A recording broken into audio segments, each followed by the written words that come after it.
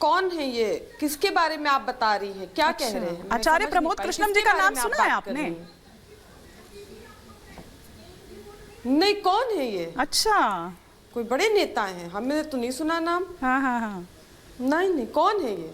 अच्छा, बहुत सही चल रहा है गठबंधन में कि एक दूसरे को कुछ नहीं पता कि क्या चल रहा है, बस चल रहा है। इंडिपेंडेंट चुनाव लड़ ले। हाँ, नहीं, किस पद पे हैं आप बताएं तो। आप पद तो बता दें। ये मैं कैसे बताऊंगी? ये आप लोग बताएंगे कि किस पद पर है। आपके यहाँ से अगर बयानबाजी दी जा रही है, की जा रही है। लोकसभा का चुनाव लड़े थे आप।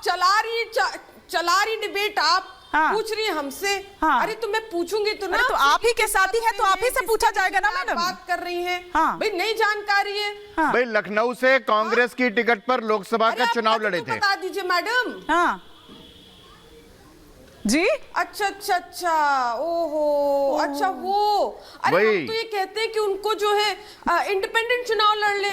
अगर कांग्रेस नहीं पसंद है उनको तो इंडिपेंडेंट चुनाव लड़ ले। इतने बड़े नेता है तो पता अरे उन्हें तो सपा नहीं कांग्रेस पसंद है। तो पसंद है, सपा नहीं पसंद नहीं है। बहुत कम आबादी है। अब मैं बोल लूं या तो आप बोल लीजिए या नैथानी जी आप बोल लीजिए या मैं बोल लूं। मैडम, लेकिन आप अगर कुछ सवाल उठाएंगी तो सवाल का जवाब भी तो देंगे ना, हम कि नहीं देंगे? बोल रहे हैं। हाँ, उन्हें कांग्रेस के तो नेता हैं, उनको विखलेश पसंद नहीं है। विखलेश बीच में बोल रहे हैं। अब मैं नहीं बोलूंगी।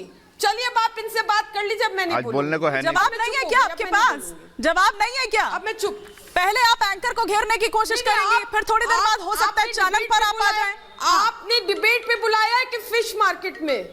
नहीं, ऐसी तो कोई फिश मार्केट यहाँ नहीं लगी है। फिश मार्केट ऐसी तो कोई फिश मार्केट नहीं है। मेरा काम सवाल पूछना है, मैं आपसे सवाल पूछ रही हूँ। आपका काम है कि आप सवाल का जवाब दें या फिर उसको दाएं बाएं कर जाएं, डक मार जाएं। वो आप कर रही हैं लगातार। आपको पता ही नहीं है कि आचार्य प्रमोद कृष्णम कौन है। आपको पता ही नहीं है आपके गठबंधन की 4 बैठक हो गई है। पता नहीं क्यों बैठाया। अगर मुझे बोलने ही नहीं देना है। मैडम आप ही से पूछ रही हूँ। मैडम आप ही से पूछ रही हूँ। क्या पूछ रही है?